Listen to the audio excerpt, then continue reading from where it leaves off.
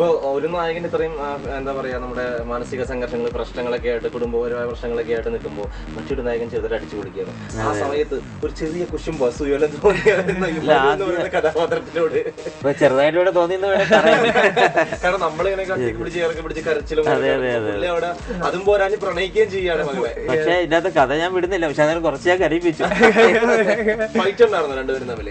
ഞങ്ങള് face to face, ഞാൻ പറഞ്ഞില്ലേ ഒരു ക്യാമറയുടെ മുൻപിൽ ഞങ്ങൾ ഒരുമിച്ചിരിക്കുന്നത് തന്നെ. ഞങ്ങള് പല ചാനൽസിലൊക്കെ പോയിട്ടുണ്ടെങ്കിലും ഈ സിനിമയിലില്ല. സിനിമയിൽ ഞങ്ങൾ ഫേസ് ടു ഫേസ് ഇല്ല, ജസ്റ്റ് നമുക്കൊരു ഫോൺ കട്ട്സ് മാത്രമേ ഉള്ളൂ ഈ ഫിലിമില്. അപ്പൊ ഇത് ടോട്ടലി ശരിക്കും കാണുന്ന ആൾക്കാര് നമ്മുടെ രണ്ട് ത്രൂ ഔട്ട് വന്നു പോകുന്നെങ്കിലും ഒരിക്കലും ഫേസ് ടു ഫേസ് വരുന്നില്ല. ശരിക്കും കഥയുടെ ഒരു വളരെ പ്രധാനപ്പെട്ട ഒരു കാര്യം, സാധാരണ ഒരു അച്ഛൻ ക്യാരക്ടർ വരുന്നു, എന്തെങ്കിലും ഇഷ്യൂസ് ഉണ്ടെങ്കിൽ പിന്നെ ഈ കാമുകനായിട്ടുള്ള പയ്യനെ പിടിച്ചിടിക്കുക അല്ലെങ്കിൽ വേറെ എന്തെങ്കിലും ഉപദ്രവിക്കുക, അവനുമായിട്ട് സംസാരിക്കുക. ശരിക്കും പറയണമെങ്കിൽ ഇത് വളരെ ഡിഫറെന്റ് ആയിട്ടുള്ള ഒരു ചിത്രമാണ്. ശരിക്കും കണ്ടാൽ അത് ഞങ്ങളുടെ ചിത്രമായതുകൊണ്ട് പറയുന്നത്. അല്ല ഇതെന്താ ഇതിൽ ഓരോ ഇപ്പൊ മനുയുടെ ക്യാരക്ടറിൽ വേറൊരു ഫേസ് ഉണ്ട്. മനു അടിച്ചു പൊളിച്ച് നടക്കുന്ന ഒരു പയ്യനാണെങ്കിലും മനുയുടെ പേഴ്സണൽ ലൈഫിൽ നടക്കുന്ന വേറെ കുറെ പ്രശ്നങ്ങളുണ്ട്. അപ്പൊ അതാണ് ഈ നമ്മുടെ സാറിന്റെ സാറിന്റെ ഒരു കഥാപാത്രമായിട്ട് ലിങ്ക് വരും. അറിയുന്നുണ്ടോ ഈ അച്ഛൻ അറിയുന്നുണ്ടോ അത്രയും പ്രശ്നങ്ങൾ? അതായത് അച്ഛൻ ഈ പടത്തിന്റെ എൻഡിലായ ഒരു അച്ഛൻ അറിയുന്നുണ്ട്, പക്ഷെ അപ്പോഴും ഹിഡനാണ് ഇതില്. ശരിക്കും ഇതിനകത്ത് ഓരോ സീൻ എനിക്ക് തോന്നുന്നു അത് നമ്മൾ പറഞ്ഞാൽ എങ്ങനെ ശരിയാവും അറിയില്ല. സിനിമ കാണുമ്പോഴാണ് ശരിക്കും പലതൊക്കെ നമ്മൾ പ്രതീക്ഷിക്കാത്ത സംഭവങ്ങളാണ്. അപ്പൊ ഇത് കഴിഞ്ഞ ദിവസം കണ്ടിരുന്ന ഒരാൾ പറഞ്ഞ്, ഓ ഞാൻ ഓർത്തത് അത് വേറെ അങ്ങനെ പോകുമെന്ന് വിചാരിച്ചു. അപ്പൊ അവര് തന്നെ കഥ മെനഞ്ഞ് ശരിക്കും ഈ ഫാമിലിയിൽ നടക്കുന്ന വിഷയം പിന്നെ ഈ മറ്റു ഫാമിലിയിലെ മെമ്പേഴ്സ് പോലും ചിലതൊക്കെ അറിയുന്നില്ല. ശരിക്കും വളരെ അത് എങ്ങനെ ഈ കൊണ്ടുപോകുന്നു പറഞ്ഞാൽ അത് യഥാർത്ഥ ജീവിതത്തിൽ ഒരു അച്ഛൻ, ഒരു അമ്മ അല്ലെങ്കിൽ ഒരു കുടുംബം അത് എങ്ങനെയാണ് ഈ വിഷയങ്ങളെ ഫേസ് ചെയ്യാൻ പറ്റുക. പ്രത്യേകിച്ച് പെൺകുട്ടികളുടെ വിഷയങ്ങൾ വരുമ്പോൾ നമ്മളിപ്പോൾ രാവിലെ നമ്മുടെ കുട്ടി സ്കൂളിൽ പോകുന്നു, തിരിച്ചു വരുന്നത് വരെ നമുക്ക് എന്താണെന്ന് അറിയില്ല. ശരിക്കും നമ്മൾ ഓഫീസിൽ നിന്ന് ആലോചിക്കുന്നു, ശരിക്കും എന്താ എൻ്റെ മോൾ എന്തെങ്കിലും സംഭവിച്ചോ അല്ലെങ്കിൽ കുട്ടിക്ക് എന്തെങ്കിലും, അപ്പോൾ ടെൻസ്ഡ് ആവുകയാണ്. ശരിക്കും വേണം അത്രയും സമയം സ്കൂളിലിരിക്കുകയാണ്. അപ്പോൾ ആ കുട്ടികൾക്ക് മനസ്സിൽ എന്തെങ്കിലും പ്രശ്നങ്ങളുണ്ടെങ്കിൽ പുറത്ത് കാണില്ല. പക്ഷെ അത് മനസ്സിലാക്കാൻ പറ്റുന്ന പേരൻസിനും അതേപോലെ ടീച്ചേഴ്സിനും ഒക്കെ മനസ്സിലാക്കാൻ പറ്റുന്ന ഒരു സൈക്കോളജിക്കൽ ആസ്പെക്റ്റിൻ്റെ അകത്തുണ്ട്, ശരിക്കും അപ്രോച്ചുണ്ട്. അതുകൊണ്ടാണ് ഇതെല്ലാം എല്ലാവരും കണ്ടിരിക്കുന്നത്, ഫാമിലി കണ്ടിരിക്കുന്ന ചിത്രമാണ്. ഇനിയിപ്പോ നമുക്ക് എന്തായാലും മറ്റേ ഇതിന്റെ ഗാനങ്ങളിലേക്ക് തിരിച്ചെത്തുമ്പോ ഏകദേശം ഇദ്ദേഹം റിയാസ് 2 പാട്ടുകൾ അല്ലെ? രണ്ട് പാട്ടുകൾ എഴുതിയിരിക്കുന്നു. അപ്പൊ ആ ഒരു പാട്ടുകൾ എങ്ങനെയാണ് ഇതിന്റെ ഒരു സൃഷ്ടി ഉണ്ടായത്? ശരിക്കും ഇതിന്റെ അകത്ത് ഈ സിനിമയ്ക്ക് ഞങ്ങള് ഒരു 3 ഗാനമാണ് ശരിക്കും ഇതിന്റെ അകത്ത് ഉണ്ടായിരുന്നത്. അതില് പ്രശസ്ത ഗാനരചയിതാവ് രാജീവ് ആലെങ്കിലാണ് ആ ഗാനങ്ങൾ എഴുതിയത്.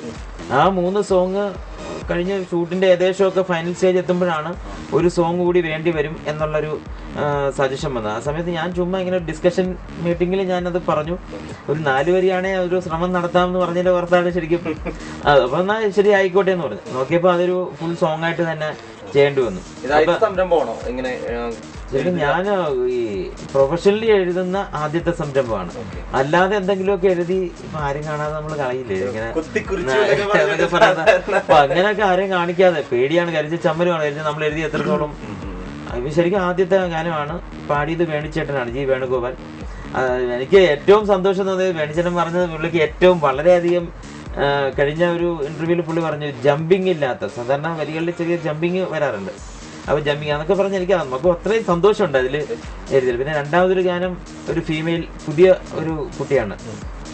അപ്പൊ അതില് ആ ഫീമെയിൽ ആ കുട്ടിയെ പിന്നെ സെലക്ട് ചെയ്യുന്ന ഞാനും എൻ്റെ ഒരു സ്ട്രോങ് റെക്കമെൻഡേഷൻ വന്നു. കാര്യം ആ മൂഡിന് വേണ്ട ഒരു വോയിസ്, ആ വോയിസ് ആ കുട്ടിക്ക് ഉണ്ടായിരുന്നു. പിന്നെ വേറെ എന്തെങ്കിലും ആ വോയിസ് പറ്റും, നന്നായിട്ട് പാടിയിട്ടുണ്ട്.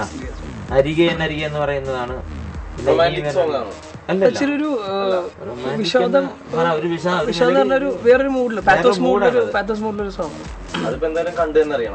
തീർച്ചയായിട്ടും.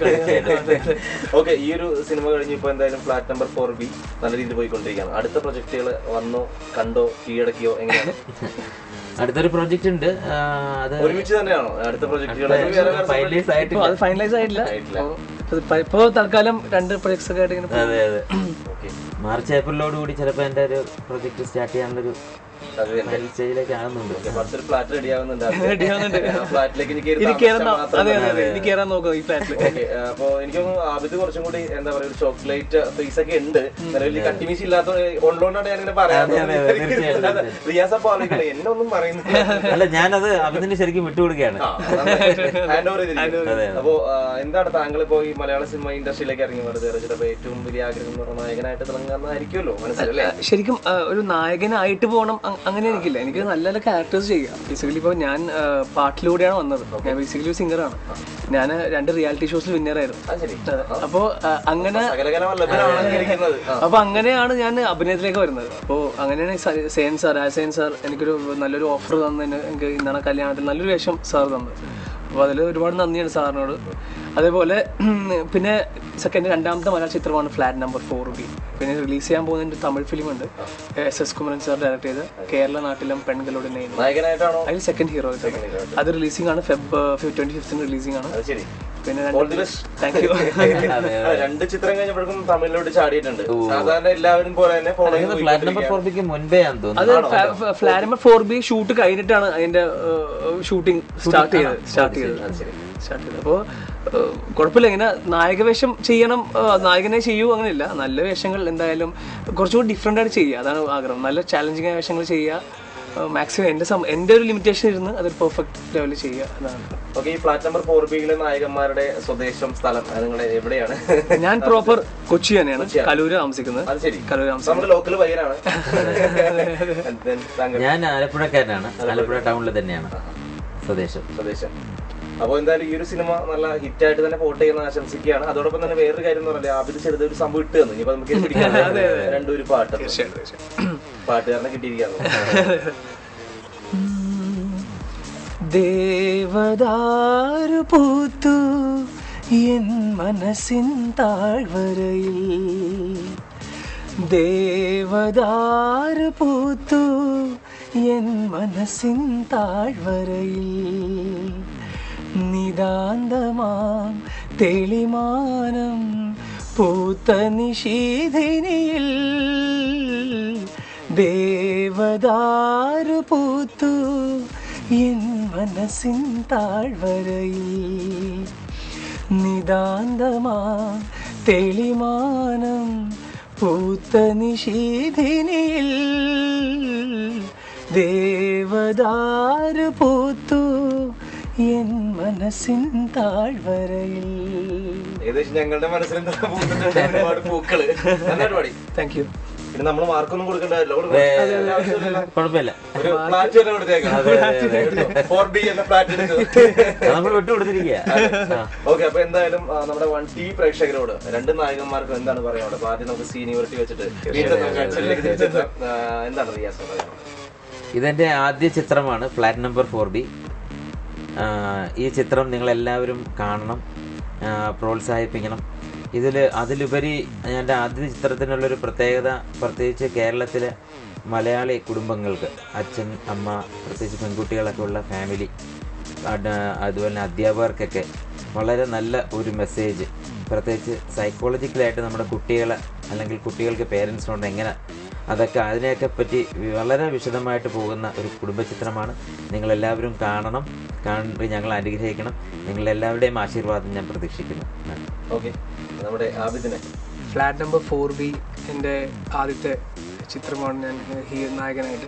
അപ്പോൾ ഒരുപാട് പ്രതീക്ഷകളുണ്ട് ഈ ചിത്രത്തിൽ. ഒരുപാട് എൻ്റെ വേഷമായാലും ഈ ചിത്രത്തിൻ്റെ ഹോളിനോളായാലും നല്ലൊരു പ്രതീക്ഷ തരുന്ന ചിത്രമാണ്. അപ്പോൾ നിങ്ങൾ തീർച്ചയായിട്ടും ഈ ചിത്രം തിയേറ്ററിൽ തന്നെ പോയി കാണുക. ഇപ്പോൾ നല്ല റിപ്പോർട്ട്സ് വരുന്നുണ്ട് ഈ ചിത്രത്തിന്. അപ്പോൾ എന്നെ മുമ്പ് സപ്പോർട്ട് ചെയ്ത പോലെ തന്നെ എൻ്റെ ഈ ചിത്രത്തിന് നിങ്ങൾ സപ്പോർട്ട് വേണം. ഫ്ലാറ്റ് നമ്പർ 4B തികച്ചും ഒരു ഫാമിലിക്ക് വേണ്ടി തന്നെ നമ്മൾ ഉണ്ടാക്കിയ ചിത്രമാണ് ഫ്ലാറ്റ് നമ്പർ 4B. അപ്പോൾ എല്ലാവരും കുടുംബസമേതം ഈ ചിത്രം തിയേറ്ററിൽ തന്നെ പോയി കാണുക. നമ്മളെപ്പോലെ യങ് ടാലൻസിനെ സപ്പോർട്ട് ചെയ്യുക, പ്രാർത്ഥിക്കുക. Thank you. അപ്പോൾ എന്തായാലും ഒരു തോണിയിൽ വലതുകാരെ വെച്ച് 2 പേര് യാത്ര തുടങ്ങി. അപ്പോൾ കായലിലൂടെ പോയിക്കൊണ്ടിരിക്കുകയാണ്. ഒരുപാട് പോകാനുണ്ട് ഇതുവരെ മുന്നോട്ട്. ഇതുപോലെ നായകനായിട്ടും അല്ലെങ്കിൽ നന്നായിട്ട് പാട്ടുകളൊക്കെ എഴുതാനുണ്ടെങ്കിൽ ഒരുപാട് റിയാസിനാണെങ്കിലും അഭിനയാണെങ്കിലും ഒരുപാട് എത്തിച്ചേരാനുണ്ട്. എല്ലാ ആഗ്രഹങ്ങളും സഫലമാകട്ടെ എന്ന് പ്രതീക്ഷിക്കുന്നു. ആശംസകൾ നേരുന്നു. Thank you so much. Thank you. അപ്പോൾ ഇന്നത്തെ ഓൺ ദി സ്പോട്ടിലെ 2 നായകന്മാരുടെ ഫ്ലാറ്റ് നമ്പർ 4Bയിലെ നായകന്മാരുടെ വിശേഷങ്ങൾ ഇഷ്ടമായി എന്ന് വിശ്വസിച്ചുകൊണ്ട് തന്നെ അടുത്ത ഓൺ ദി സ്പോട്ടിൽ മറ്റ് ഗസ്റ്റുകളൊക്കെ ആയിട്ട് കാണാം. So this is Suraj signing off from on the spot.